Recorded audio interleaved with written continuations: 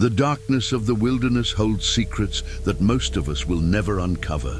Beneath the towering trees and the whispering winds, something lurks. Watching, waiting. Campfires are meant to keep the night at bay. But what if the real terror isn't in the darkness, but right beside you? Tonight we unravel 4 terrifying camping horror stories, real accounts that will make you think twice before venturing into the woods again. Stay close, and whatever you do, don't wander off alone. Story 1. The Last Fire.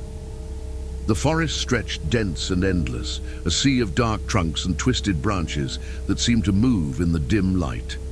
The group of 6 friends decided that this would be the perfect place for a camping trip.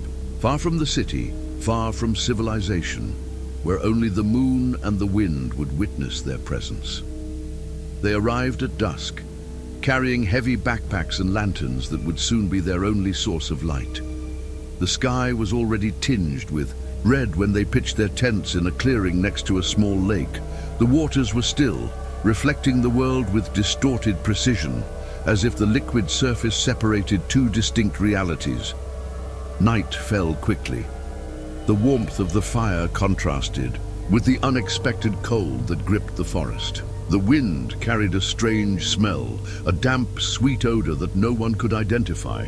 It was the smell of rotting wood, wet earth, and something else.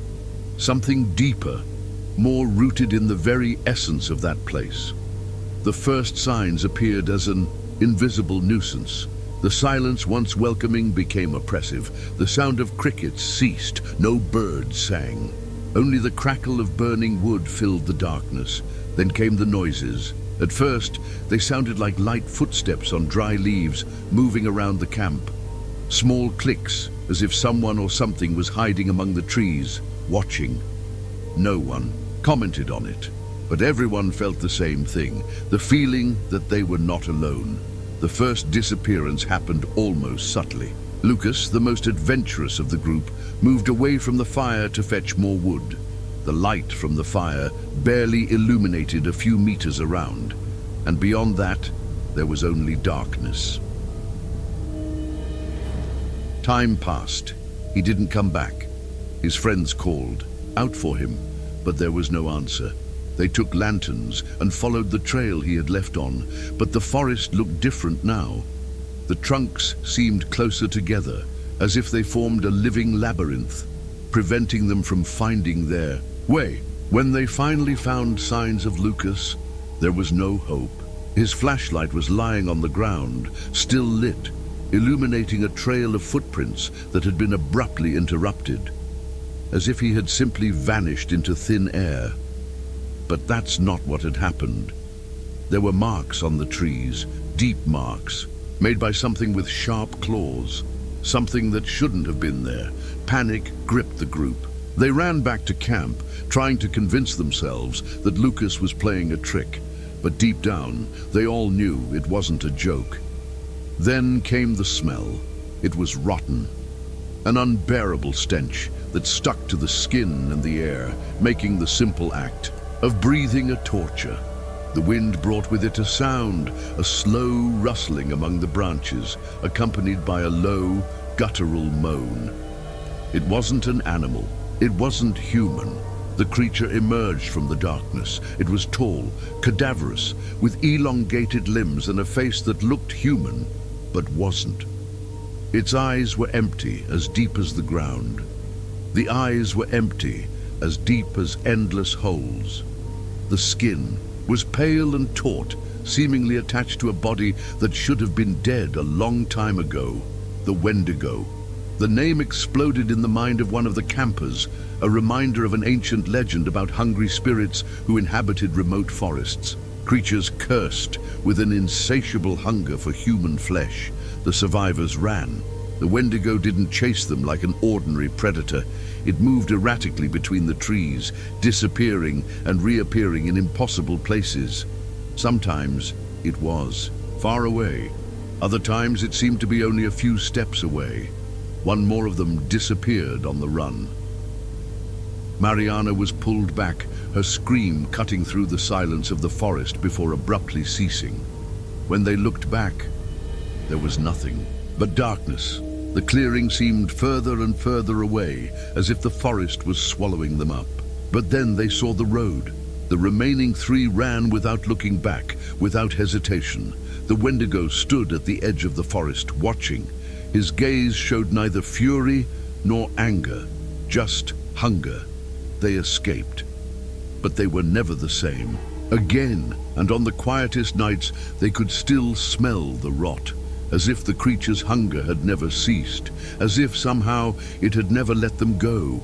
Story 2. The Haunting of the Forgotten. Camped deep in the heart of a dense forest, far removed from any signs of modern civilization, a solitary camper sought solace in nature.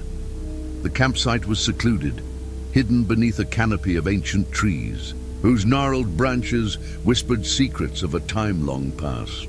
The camper, an experienced outdoorsman, was well aware of local legends, tales of restless spirits and inexplicable phenomena, but he dismissed them as folklore, relics of an era steeped in superstition.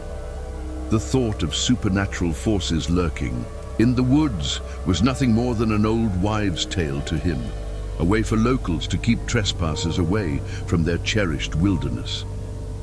As the sun dipped below the horizon, the forest took on an eerie stillness. The usual hum of insects and the distant calls of nocturnal creatures faded into silence, leaving only the crackling of the campfire. The camper found it oddly unsettling, but reassured himself that the dense trees simply muffled the usual sounds of the night. He ate his meal in quiet contemplation, staring into the flickering flames until his eyelids grew heavy. Finally, he retreated into his tent, zipping it up securely before settling into his sleeping bag. That night, however, the forest had other plans. At precisely 3 a.m., an unnatural chill filled the air, creeping through the thin fabric of the tent. The camper was roused from a deep slumber by a series of eerie sounds. First, a soft rustle among the leaves, barely perceptible, followed by a distant echoing laughter that seemed to originate from nowhere and everywhere at once. His breath caught in his throat. He lay still, listening intently, his mind racing to rationalize the sound. Perhaps it was the wind playing tricks, or maybe some nocturnal animal moving through the underbrush. Then came the whispering. It was faint, almost as if the trees themselves were speaking in hushed tones, their voices overlapping in a chilling symphony. His heart pounded as he reached for his flashlight, fingers trembling as he fumbled to switch it on. Steeling himself, he unzipped the tent just enough to peek outside. The beam of his light barely pierced the dense darkness, illuminating only the immediate surroundings of his campsite. Everything appeared undisturbed. Still, an overwhelming sensation of being watched gripped him. The feeling was oppressive, like unseen eyes boring into his very soul. Summoning his courage, he stepped out of the tent, his boots crunching softly against the dirt. As he scanned the area, the flashlight beam caught something unusual on the ground, a set of footprints leading away from the campsite. They were not his own, nor did they belong to any animal he recognized. The impressions were oddly shaped, resembling a human-like gait, yet disturbingly elongated and erratic, as if whatever made them had an unnatural way of walking. The footprints led deeper into the woods, towards a part of the forest he had not explored. A strange compulsion pulled at him, urging him to follow. His rational mind screamed for him to turn back, but curiosity, or perhaps something more insidious, propelled him forward. With each step, the air grew colder, and the towering trees seemed to press in around him. The deeper he ventured, the more surreal the environment became. The forest floor, once firm, felt almost sponge-like beneath his feet, as though it were swallowing him into its depths. After what felt like an eternity, he arrived at a clearing. In its center stood a rusted sign, barely legible beneath layers of corrosion and moss. He brushed away the grime with shaky fingers, revealing faded letters. Camp Black Hollow closed indefinitely. The name meant nothing to him, but an inexplicable dread filled his chest. It was as if he had stumbled upon a place meant to be forgotten. The silence in the clearing was absolute, unnerving. Even the wind seemed to have stilled, leaving only an oppressive stillness in its wake. Then, without warning, a whisper, clearer now, unmistakably human, breathed directly into his ear. "Leave." The camper spun around, flashlight shaking in his grip, but there was no one there. The air grew thick with the scent of decay, mingling with something metallic, like rust or old blood. His pulse skyrocketed as movement flickered at the edge of his vision. A shadow, tall and unnaturally thin, glided between the trees. It moved with an unsettling fluidity, its form barely distinguishable from the darkness itself. Terror took hold, and he bolted, crashing through the underbrush in a blind sprint. Back to his tent. Behind him, the rhythmic pounding of footsteps echoed his own, matching his pace, growing louder with each passing second. He reached his campsite and dove inside his tent, yanking the zipper closed with desperate speed. Heart hammering, he pressed his back against his gear, as if the thin nylon walls could somehow protect him. The noises outside grew more erratic, footsteps circling the tent, guttural whispers slithering through the fabric, the occasional scratch of unseen fingers tracing along the surface. The camper held his breath, refusing to move, every second stretching into an eternity. Then, as suddenly as it began, the noises ceased. Dawn's first light painted the tent in muted hues of gold and orange. The camper hesitated before unzipping the entrance, peering outside with cautious dread. The campsite was unrecognizable. His belongings were strewn about, his gear overturned, and strange symbols were etched into the dirt surrounding his tent. The footprints from the night before had vanished without a trace. Shaking, he gathered his things as quickly as possible and fled the forest, vowing never to return. Years later, he would recount his experience, but few would believe him. However, locals knew better. The legends of Camp Black Hollow had existed long before he set foot in those woods, whispers of a place where the spirits of the lost roamed freely, bound to the land forever. Some places are abandoned for a reason. Some forests do not forgive intrusions, and some campers never make it back to tell their story. Story 3. The Abandoned Campsite. In order to escape routine and venture into the wilderness, a group of friends decided to embark on a camping weekend in a region known as much for its unspoiled beauty as for its dark rumors. The site chosen was a wilderness near a river, far from civilization, where, according to local stories, unexplained events had taken place over the years. The residents of the nearest town avoided talking much about the area, as if there was a silent pact to forget whatever had happened there. At first, the atmosphere among the friends was one of pure fun. As they set up their tents, they joked with each other, making fun of the scary tales they had heard. The local legends spoke of hikers who disappeared without a trace, of voices in the forest calling out to travelers at night, of trails that appeared and disappeared without explanation. But for them, these were just stories, nothing more than folklore to scare the most naive. Dusk brought with it a slightly different atmosphere. The air seemed heavier, carried by a silence that contrasted with the normal sounds of the forest. No crickets sang, no owls hooted. The wind, once constant, had completely ceased, but immersed in the joy of the moment, the friends didn't take much notice. They lit a large fire, sat around the flames, and began to tell horror stories, feeding each other's fear with sinister tales. However, as the hours progressed and the clock approached 3 in the morning, a strange sensation began to spread among them. At first, it was just a nagging, subtle chill at the back of their necks, as if something was watching them from the shadows. Then a sound emerged from the darkness, a low, pulsating hum that seemed to come from all directions at once. The sound was almost imperceptible, but it was impossible to ignore.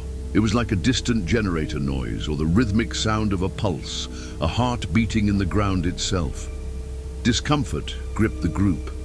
Smiles gave way to tense expressions, and gazes turned to the darkness beyond the firelight. One of the friends, determined to show courage, stood up and announced that he was going to get more wood. The others tried to dissuade him, but he laughed at their concern and walked off into the forest, carrying only a flashlight. Minutes passed, and then a sound cut through the night like a blade, a scream of pure dread. The group jumped to their feet, their hearts racing. The sound seemed to have come from the direction their friend had gone. Without hesitation, they grabbed their flashlights and ran in the direction of the scream. But when they reached the spot, they found only a disturbing scene, their friend's belongings scattered on the ground, his flashlight lying in the dirt.